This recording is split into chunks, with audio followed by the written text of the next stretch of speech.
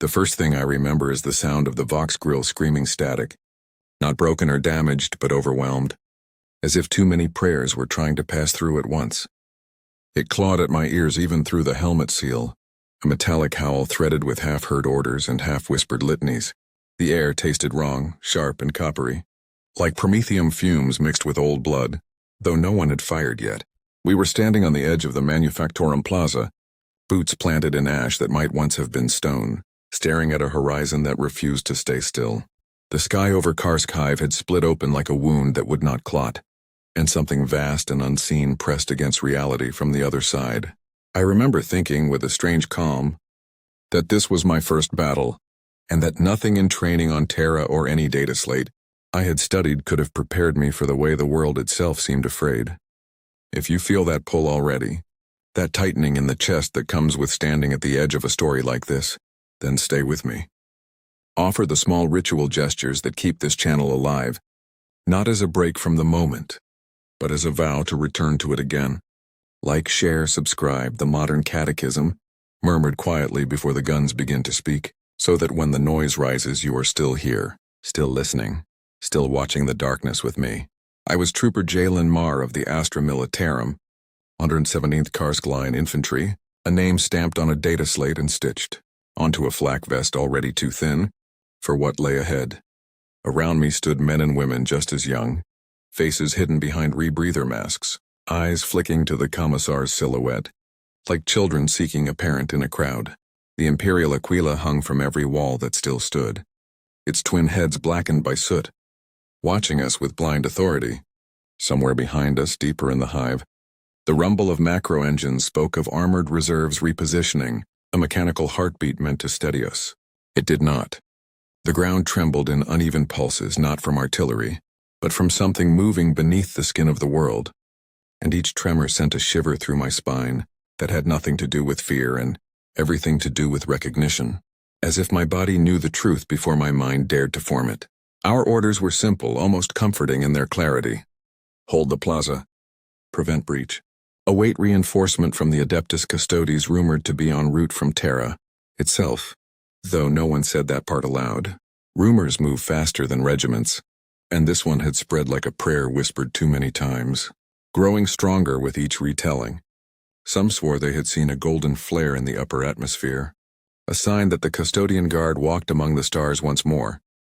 Others muttered that the Astronomicon itself had flickered, not dimmed but changed in tone, as if the Emperor's light had shifted its gaze. The commissar dismissed all of it with a sharp bark, reminding us that speculation was a luxury and survival a duty.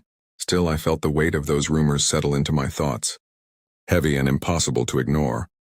As the sky began to bleed color, it was not red at first, that would have been too honest. The tear in the firmament shimmered with hues that had no place in any spectrum I knew. Oil-slick iridescent sliding over bruised purple and sickly gold. The air grew thick, pressing against my lungs, and my auspex chimed warnings it could not translate. I heard someone praying behind me, a low chant to the God Emperor, each word precise, desperate, and suddenly very small.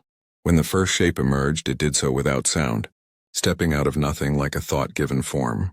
It was tall, impossibly so, its outline shifting as if reality struggled to agree on what it was seeing.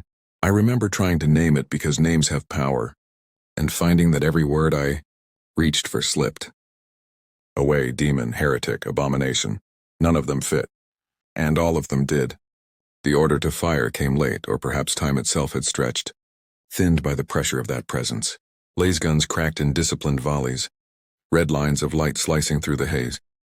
Where they struck, the air rippled, and sometimes the shapes recoiled. But often the shots seemed to pass through, leaving only a faint distortion like heat over a road. I fired because everyone else did, because my finger knew the motion even as my mind reeled, because stopping felt worse than any consequence. The recoil was familiar, grounding, a reminder that I was still a man with a weapon, still anchored to something solid. Then the thing turned its attention toward us and the plaza screamed. Sound became a physical force, a pressure wave of whispers layered over roars, each voice speaking a different language, all of them addressing me by name. I could smell ozone and rot, feel my teeth vibrate inside my skull. Men fell, Not torn apart, but simply dropping as if their strings had been cut, eyes wide, weapons clattering to the ground. I wanted to look away, but my helmet seemed welded in place. My gaze locked on the unfolding horror. The commissar shouted, his voice a beacon of rage and discipline, executing a deserter with a bolt round that echoed like thunder, a brutal reminder that fear was a crime and faith a shield.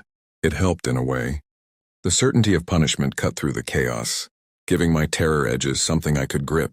As the breach widened, more forms spilled through, each distinct, each wrong.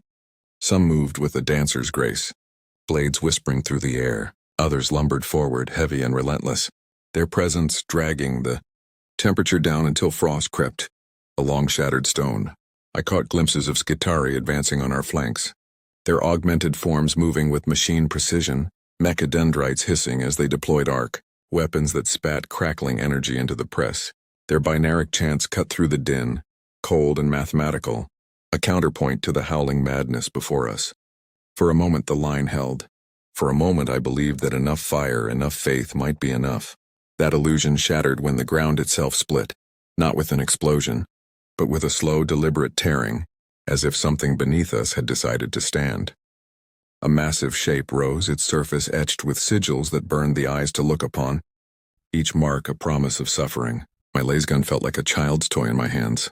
Around me, the Astra Militarum line wavered, courage bleeding away under the weight of the impossible. I tasted bile, swallowed it down, and kept firing because stopping would mean thinking, and thinking would mean understanding. Above the din I heard a new sound, deep and resonant, like a cathedral bell struck from within the earth. They arrived without ceremony, without the flair of legend, simply stepping into the kill zone as if it were a parade ground. The adeptus custodes, golden armor unmarred by soot or blood, moved with a calm that bordered on the unreal. Each was a fortress given shape, guardian spears humming with contained power. Where they advanced, the air seemed to steady, the colors of the warp wound dulling as if cowed by their presence. I felt something ease in my chest. Not hope exactly, but recognition, the sense of standing near something ancient and absolute. The demons recoiled, their forms blurring, and for the first time since the sky tore open, the enemy made a sound that might have been fear. Watching the custodian guard fight was like witnessing a different kind of reality assert itself. Each blow was precise, economical, devastating without excess. There was no shouting, no wasted motion, only the steady advance of beings who knew their purpose and would not be diverted from it. I saw one turn his helm slightly, vox grill flaring, and for an instant I imagined he was looking directly at me. The thought was absurd, lost in the chaos, but it anchored me all the same. If such beings could stand here unbroken, then perhaps the world was not yet lost. Perhaps the Emperor still watched, still judged, still intervened in ways too vast for a guardsman to fully grasp. The battle dragged on, minutes stretching into hours, or perhaps seconds folding in on themselves. Time lost meaning in the shadow of the warp. I reloaded by rote, hands moving without conscious thought, my mind floating somewhere between terror and numbness. When a demon lunged close, its presence scraping against my thoughts like a rusted blade, I fired point blank and screamed a prayer I barely remembered learning. The thing dissolved into smoke and light, leaving behind a chill that sank into my bones. I realized then that belief mattered. Not as a shield that made you invulnerable, but as a weight that tipped the scales, however slightly, in your favor. The Emperor did not need us to be fearless. He needed us to endure. At some point the sky began to knit itself back together. The wound closed slowly, reluctantly, colors bleeding away until only bruised clouds remained. The demons faltered, their forms losing cohesion, banished by a combination of force, faith, and something else I could not name. When the last of them vanished, there was no cheer, no triumphant roar.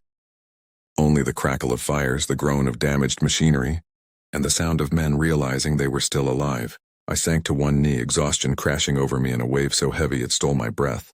My hands shook and I did not try to stop them. In the aftermath, the custodes withdrew as quietly as they had arrived. Already ghosts of memory by the time mechanicus servitors trundled into the plaza. The Skitarii began their methodical cleanup. Mechadendrites lifting debris, data spikes probing the ground for lingering warp contamination. The commissar stood amid the wreckage, bolt pistol lowered, his expression unreadable. We were fewer than before. That was the simplest accounting. Names would be added to lists, families notified, honors assigned with careful precision. The Imperium had its rituals for loss polished and efficient. None of them could fully account for what we had seen. That night, as I lay on a cot in a hastily converted hab-block, I could not sleep. Every time I closed my eyes, I saw the sky tear open again, felt the weight of alien attention settle on my thoughts. I listened to the hum of generators, the distant clang of manufacturing machinery restarting, life insisting on itself. A fellow trooper whispered that he had heard the Emperor had stirred upon the Golden Throne, that the battle had been a sign, a test.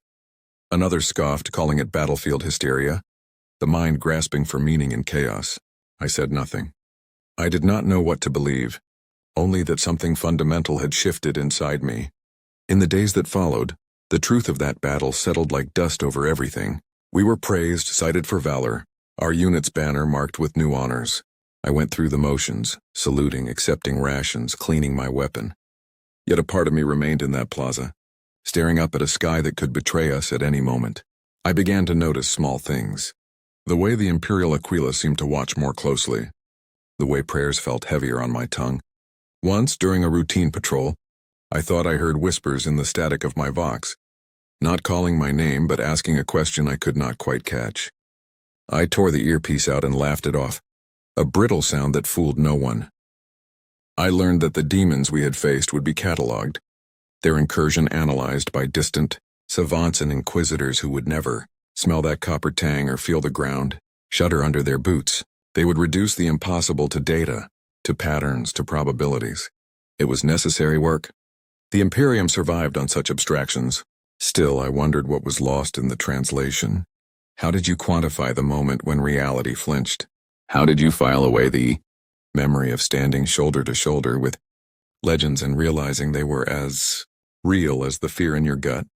Sometimes, in quieter moments, I thought about the custodes and the rumors that followed them like shadows. Some said they had come not because of orders, but because the Emperor willed it, his attention briefly narrowing to a single hive on a forgotten world. Others claimed the Astronomicon had pulsed in response to the incursion, its light sharpening, pushing back the darkness. No one knew the truth, and those who claimed certainty were the least convincing. I came to understand that ambiguity was not a flaw in the Imperium's faith, but a feature. It left room for awe, for doubt, for the kind of belief that could bend without breaking. My first battle against demons did not make me a hero. It did not grant me clarity or peace. What it gave me was perspective, a glimpse behind the curtain of reality that could never be fully closed again. I understood then why veterans sometimes stared too long at the sky, why they flinched at sudden changes in light. Once you have seen the warp press its face against the world, you carry that knowledge like a scar. It does not define you, but it never truly fades. I remain a guardsman of the Astra Militarum. I follow orders. I clean my laser gun. I pray when told and sometimes when not. Yet when the vox grill crackles with static, a part of me listens for whispers, for the echo of that first impossible sound. I know now that the truth of war in the Imperium is not found in banners or speeches, but in the quiet understanding that we stand on a fragile skin of reality, held together by faith, firepower, and the will to endure one more day. And if the sky ever tears open again, if the demons return with their hungry shapes and poisoned promises, I will be there, heart pounding, hands shaking, doing what guardsmen have always done.